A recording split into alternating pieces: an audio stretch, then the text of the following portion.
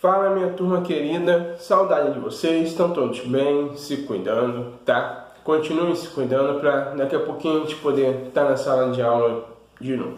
Bom, a gente dá sequência ao nosso assunto, falando um pouquinho de economia de mercado, tá? Maneiras como o mercado se comporta e que influencia diretamente na qualidade, no preço do serviço e também na relação final com o cliente. Na nossa última videoaula, nós falamos sobre a concorrência perfeita, que é quando existem várias empresas e vários clientes. Então, acaba tendo espaço para todo mundo. Cada empresa adota o seu preço, o cliente escolhe o preço, escolhe a qualidade, acaba que fica bom para todo mundo.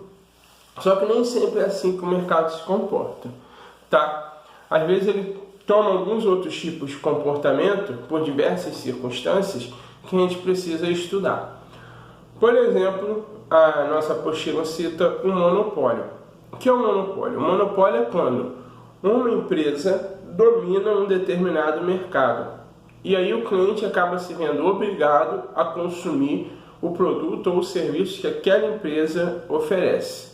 Exemplo, as empresas de energia elétrica no Rio de Janeiro. Até tem mais de uma, só que você não tem a concorrência entre elas, tá? Determinados lugares fazem parte de uma empresa, outros lugares fazem parte da outra. Então o cliente não tem poder de escolha, tá? Acaba que a empresa X monopoliza aquele espaço. E aí você acaba tendo, na maioria das vezes, um serviço que a qualidade não é tão comprovada, porque já que eu não tenho concorrência, eu não preciso me preocupar em oferecer o melhor serviço. Por outro lado, o preço, às vezes, para o cliente final, ele passa a impressão de ser um preço acima daquilo que o produto vale, daquilo que o serviço vale. Até porque ele não tem meio de comparação.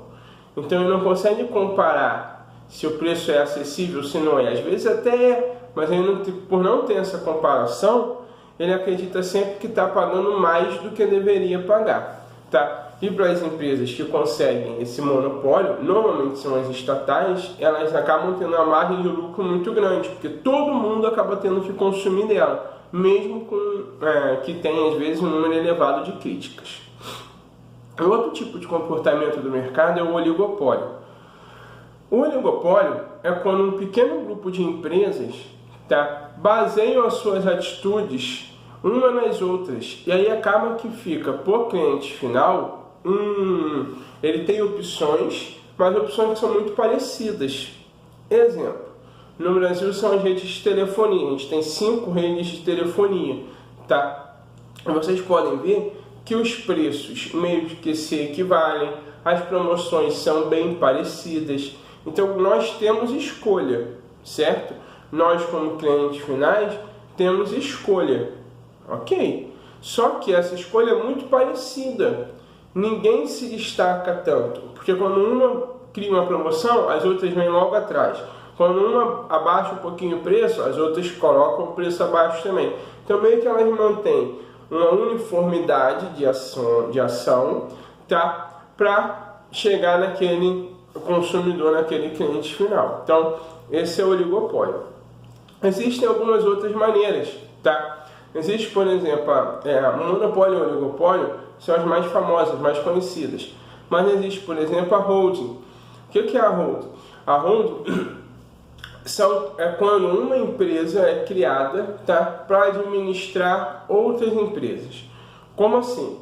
Normalmente ela funciona com ação em bolsa de valores, tá? Ação societárias, mas nessa situação do que por cliente final. Um exemplo disso aí é as empresas do Eike Batista, tá? Ele tinha uma empresa X que controlava as ações de várias outras empresas.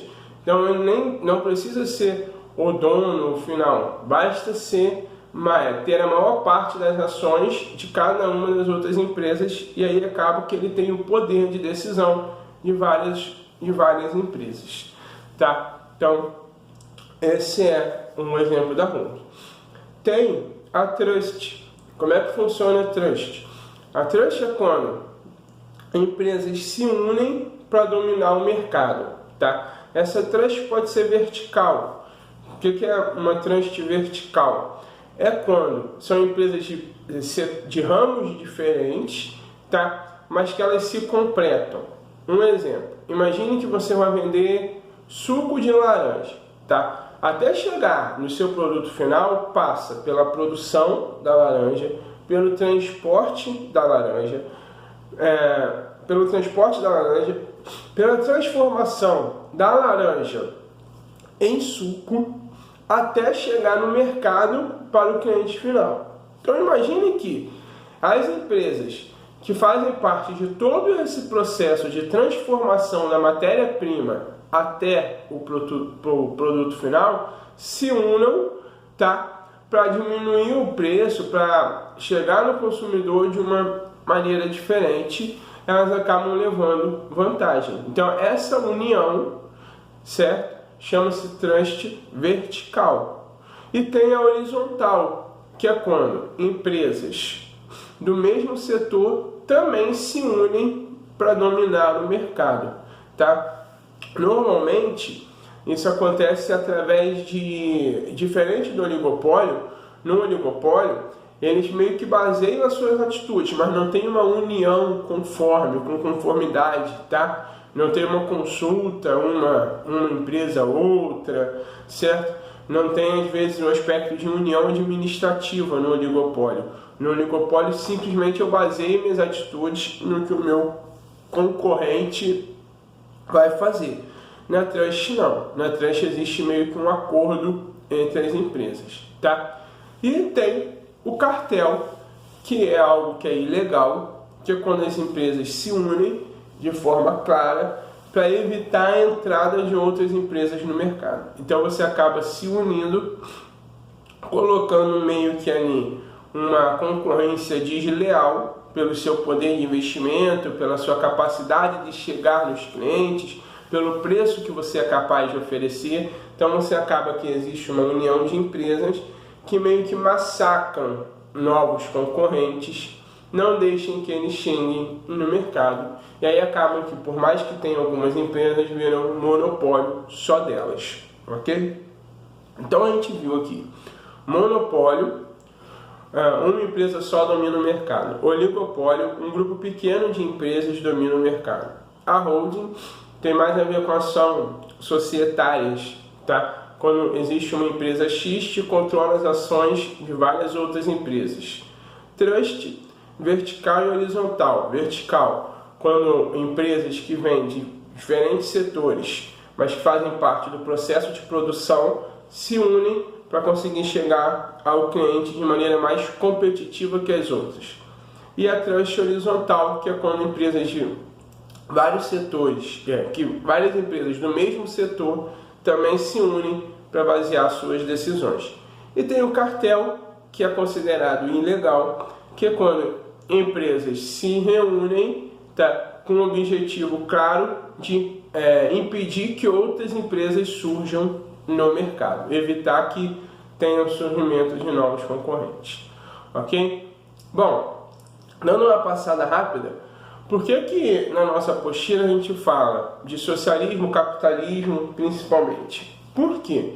Porque a maneira como o governo determina a sua política econômica influencia diretamente no tipo de concorrência que a gente vai ter. Se vai ser oligopólio, monopólio, concorrência perfeita, tá? Então, qual é a diferença básica do capitalismo e do socialismo referente à economia? O capitalismo, teoricamente a gente está falando, tá, gente? Aposta numa economia de mercado livre. O que é isso? Um mercado meio que se autorregula, a concorrência é livre. O Estado interfere muito pouco no mercado, nas empresas, certo? No socialismo, o socialismo defende que o Estado domine os meios de produção.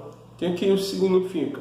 Que o Estado meio que vai ter a propriedade das empresas de maneira geral. Então, no capitalismo, os meios de produção são liberados, teoricamente, por meritocracia, enfim. E no socialismo, os meios de produção pertencem ao governo, ao Estado. Por que é importante a gente debater esses tipos de sistemas? Tá? Porque quando a gente fala de economia, isso tem uma relação direta com a maneira como as empresas vão se comportar. Por quê? Se no socialismo o Estado controla as empresas, acaba que isso vira um monopólio. Então, uma das características do socialismo, na parte econômica, é ter um monopólio de empresas estatais. Tá? A empresa do Estado oferece aquele serviço ao preço que ela quer, com a qualidade que ela deseja, certo?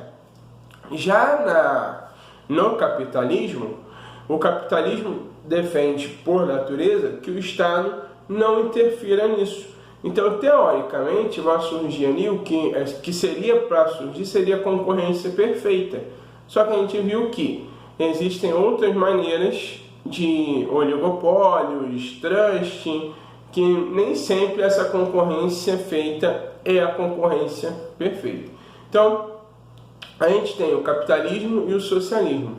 Sem juízo de valor, tá? Eles têm características políticas diferentes que influenciam diretamente no mercado, na economia e na maneira como as empresas vão lidar com seus preços, com seus produtos.